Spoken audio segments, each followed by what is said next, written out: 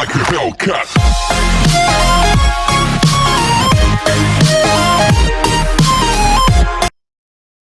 Hai, Assalamualaikum.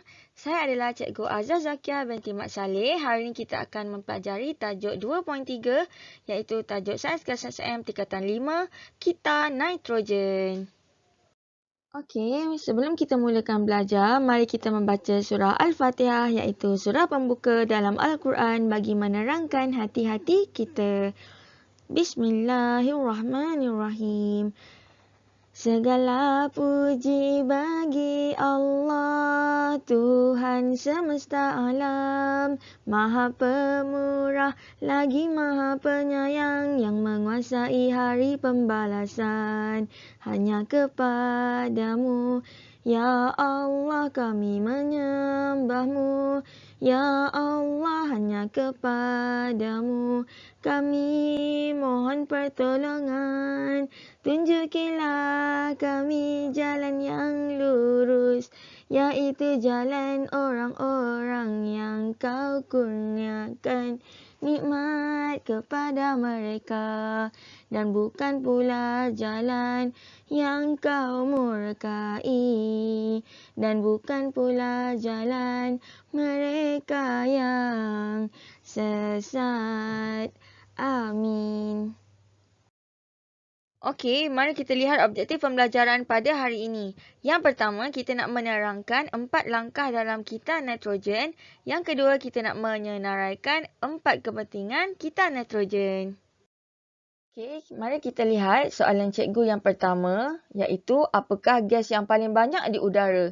Okey, apa gas yang awak tahu? Oksigen, karbon dioksida, nitrogen. So, gas apa yang paling banyak? Adakah jawapan awak oksigen? Oksigen salah kerana oksigen hanya 21% sahaja di udara. Adakah karbon dioksida? So sebenarnya jawapan dia adalah gas nitrogen, ada 78%. Nampak tak? So perasan tak manusia dengan haiwan dia akan ambil gas oksigen dan dia akan keluar karbon dioksida. Pokok pula ambil karbon dioksida keluarkan oksigen. So kenapa nitrogen yang banyak? Kan? Kenapa bukan oksigen dan karbon dioksida? Mesti ada sebab kenapa Allah ciptakan gas nitrogen lagi banyak daripada gas-gas yang lain. Jom kita tengok. Okey, sebelum kita tengok kitaran nitrogen, cikgu nak awak tahu yang bahawa pokok dan haiwan dia tak dapat serap gas nitrogen yang udara tadi macam kita serap oksigen. Pokok dengan haiwan dia tak dapat serap gas nitrogen secara langsung daripada udara.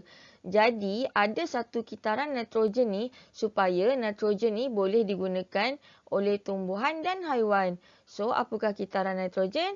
Kitaran nitrogen adalah kitar semula jadi untuk kitarkan unsur nitrogen antara tumbuhan, haiwan, seterusnya atmosfera, tanah dan air. Faham tak? Kan gas nitrogen paling banyak kan? Tapi kita tak boleh ambil gas nitrogen direct, So, dia ada proses, dia ada kitaran untuk macam mana daripada gas yang banyak nitrogen tadi untuk masuk ke tumbuhan dan haiwan. Faham kan? Okey, kitaran nitrogen ni senang je. Okey, kita tengok contoh cikgu ada pokok. Next, cikgu ada nitrogen. So, bayangkan ni nitrogen yang banyak tadi. Tetapi, pokok tak boleh ambil nitrogen direct. Tak boleh ambil secara terus macam kita bernafas ambil oksigen. So, dia ada 3 langkah macam mana nitrogen nak pergi kepada pokok. Okey, kita tengok langkah yang pertama. Cikgu ada tumbuhan legum atau pokok kekacang. Contoh kacang tanah, kacang panjang, kacang botol. Okey, kenapa pokok kekacang? Kerana dekat akar pokok kekacang sebenarnya ada satu bakteria. Nama bakteria dia adalah bakteria pengikat nitrogen. So, apa yang bakteria ni buat? Dia akan ambil nitrogen di udara dan dia akan ikat ke akar. Tu je. Proses dia adalah proses pengikatan nitrogen. So, nampak dia dah maknanya nitrogen ni telah berada di akar. So, dalam tanah ada satu bakteria. Nama dia adalah bakteria penitritan. So, bakteria ni buat apa? Dia akan ambil nitrogen daripada akar tadi dan dia akan tukar kepada nitrat. So, nitrat ni akan diserap oleh pokok. Kerana apa? Kerana pokok hanya terima nitrogen yang udara tadi hanya dalam bentuk nitrat. Okey, dia tak boleh terima daripada gas dekat udara. Dia hanya boleh terima dalam bentuk nitrat. Faham? So, kenapa diperlukan nitrat ni tadi? Untuk membentuk protein tumbuhan. So, tumbuhan hanya dapat menyerap nitrogen dalam bentuk ion nitrat. Okey? Senang step pertama. Okey, kita pergi step yang kedua. Cuba tengok cikgu ada gambar lembu tengah makan rumput kan. So, sebenarnya rumput yang dimakan tu adalah protein tumbuhan. So, bila protein tumbuhan dimakan oleh haiwan, dia akan membentuk protein haiwan. So, bila dia dah makan, dah kenyang, dah mati. So, bila haiwan ni mati, sebenarnya kan kita tahu bila haiwan mati dia akan jadi bangkai kan. So, sebenarnya dia akan terurai. So, nama proses dia adalah penguraian. Nama bakteria pun penguraian. Maknanya dia telah menguraikan haiwan mati kepada amonium. Alright. So amonium ni akan ditukar kepada nitrat. Siapa yang tukar? Iaitu bakteria penitritan. Ingat apa-apa yang nak tukar kepada nitrat, nama bakteria dia adalah penitritan. So bila amonium ni dah tukar kepada nitrat, so nitrat ni pergi mana? Dia akan pergi kepada pokok. Kenapa? Kerana pokok hanya terima nitrogen dalam bentuk nitrat untuk menjadikan protein tumbuhan. Okey? Okey, mari kita tengok step yang ketiga. Ni apa ni? Kilat. Untuk pengetahuan awak, kilat ni suhu dia tinggi.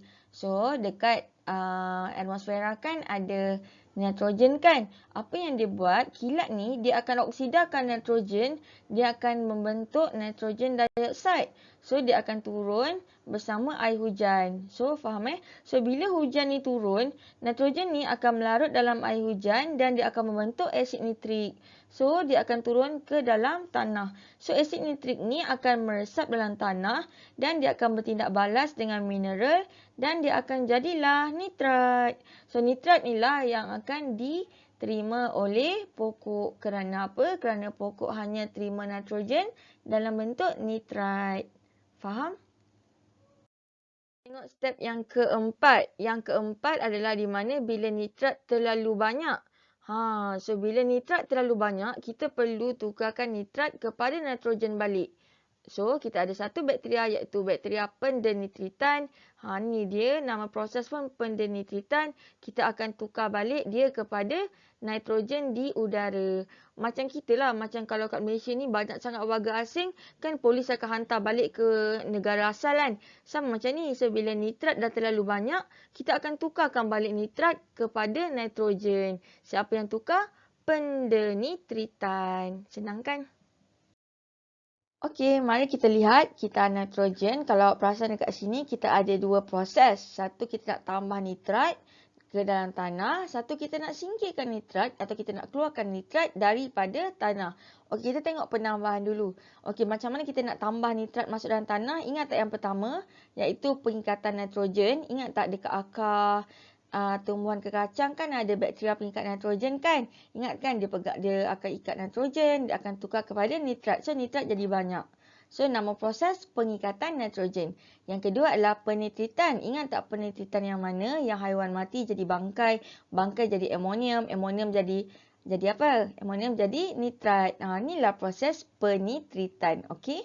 Yang ketiga adalah tindakan kilat. Ingat tak tadi kilat?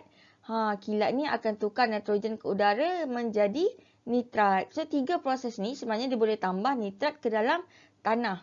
Alright, you kena ingat nama proses. Alright, kalau yang nak singkirkan nitrat tadi, ingat tak yang polis tadi?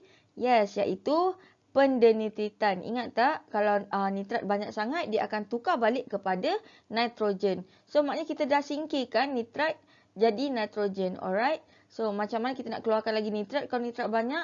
Ataupun melalui penyerapan ion nitrat daripada tanah. So, bila nitrat dah banyak tadi kan, yang tumbuhan legum bagi, bangkai bagi, kilat bagi, nitrat dah banyak sangat, pokok akan ambil. So, inilah dia, maknanya nitrat akan dikeluarkan iaitu bila penyerapan ion nitrat daripada tanah, iaitu daripada pokok. Pokok akan serap nitrat dan dia akan jadi protein tumbuhan. Alright. Yang C adalah proses melarut resap nitrat. So, nitrat ni dalam tanah. So, dia sebenarnya boleh melarut dalam air dan dia boleh mengalir ke dalam sungai dan air bawah tanah. Alright. So, maknanya awak kena ingat proses, nama proses. Okay, you kena ingat nama proses. Yang mana yang boleh tambah nitrat dan yang mana proses yang boleh singkirkan nitrat. Alright. So, tolong ingat yang ni. Okay. Okey, mari kita lihat kepentingan kita nitrogen. So, untuk pengetahuan awak, kita nitrogen penting kerana dia boleh mengekalkan kandungan gas nitrogen dalam udara iaitu 78%. Yang kedua, dia boleh mengekalkan kesuburan tanah dan dia boleh meningkatkan produktiviti hasil tanaman kerana nitrogen adalah makronutrien, kan? Yang ketiga, dia boleh membantu pembekalan berterusan protein tumbuhan dan protein haiwan. Yang keempat, dia boleh mengurangkan pencemaran alam sekitar. Baguskan kita nitrogen? Thanks to Allah. Alhamdulillah. Okay, bab 2.3 telah tamat. Mari kita jawab soalan praktis formatif 2.3 bersama-sama. Soalan cikgu yang pertama, apakah yang dimaksudkan dengan kita nitrogen? Alamak, apa maksud kita nitrogen? Dah belajar kan? Yang kedua, namakan 3 proses dalam kita nitrogen yang boleh tambah ion nitrat ke dalam tanah. Apa tadi yang boleh tambah nitrat dalam tanah? Soalan B, namakan 3 proses dalam kita nitrogen yang boleh singkirkan, yang boleh keluarkan nitrat daripada tanah. Cuba fikir. Apa jawapan dia? So, kalau dia tanya apakah kita nitrogen, jawapan dia adalah kita nitrogen adalah kita semula jadi yang dikitakan nitrogen antara tumbuhan dengan haiwan, seterusnya dengan atmosfera, tanah dan air. So, apa proses yang nak tambah nitrat dalam tanah? Ada 3. Ingat tak yang gambar yang cikgu ajar tadi? Ya, yang pertama adalah pengikatan nitrogen. Kan pengikatan nitrogen kat tumbuhan legum tu. Yang kedua, penetritan. Yang ketiga, tindakan kilat ataupun letupan gunung berapi. Next, macam mana kita nak singkirkan nitrat daripada tanah? Ingat tak polis tadi? So, jawapan dia adalah pendenitritan ataupun penyerapan ion nitrat dalam tanah. Ataupun yang ketiga, proses melarut resap nitrat. Mari kita tengok soalan yang ketiga. Soalan ketiga, bagaimanakah penanaman pokok kekacang dapat menambah kesuburan tanah? Okey, yang keempat, apakah yang akan terjadi kepada ion nitrat dalam tanah pada musim hujan? Okey, kita tengok soalan 3 balik. Macam mana pokok kekacang boleh dapat tambah kesuburan tanah? Okey, kalau soalan macam ni keluar, macam mana awak nak jawab? So, awak kenalah belajar menulis. Sebab apa? Kalau awak faham tapi you tak boleh tulis, maknanya you tak faham. Okay? So, cuba tulis. Sebab dalam SPM pun awak kena tulis. Alright? So, awak cuba rasa macam mana pokok kekacang boleh menambah kesuburan tanah. Kenapa? Kerana dekat akar pokok kekacang ada apa? Ya, kerana ada bakteria pengikat nitrogen. Bakteria pengikat nitrogen yang ada dekat akar, iaitu nodul akar tadi, dekat pokok kekacang, dia akan guna nitrogen daripada udara dan dia akan membentuk ion nitrat melalui proses pengikatan nitrogen. So, maka kesuburan tanah kan dah jadi nitrat kan? So, maka kesuburan tanah akan bertambah melalui penambahan nitrat. So, lagi banyak nitrat, lagi subur. Kan? Sebab apa? Sebab pokok perlukan nitrat. Alright? So, yang keempat, apa jadi dengan ion nitrat bila musim hujan? Awak rasa ion nitrat bagaimana? So, nitrat dalam tanah pada musim hujan akan berkurang kerana nitrat ni tadi dia akan melarut dalam air hujan dan dia akan mengalir keluar daripada tanah dan dia akan pergi ke dalam sungai, air bawah tanah ataupun laut. Okey. So, maknanya, tajuk ni awak nampak senang ke susah?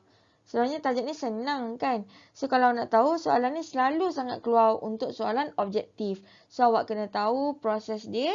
Alright? So, dan you boleh tahu nitrogen pergi mana. Okay?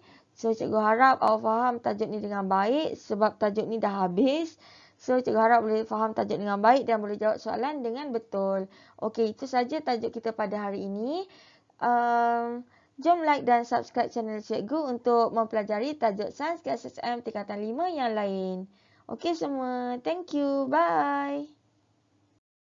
I've been waiting, I've been hurting, 'cause I've been falling. I need your help.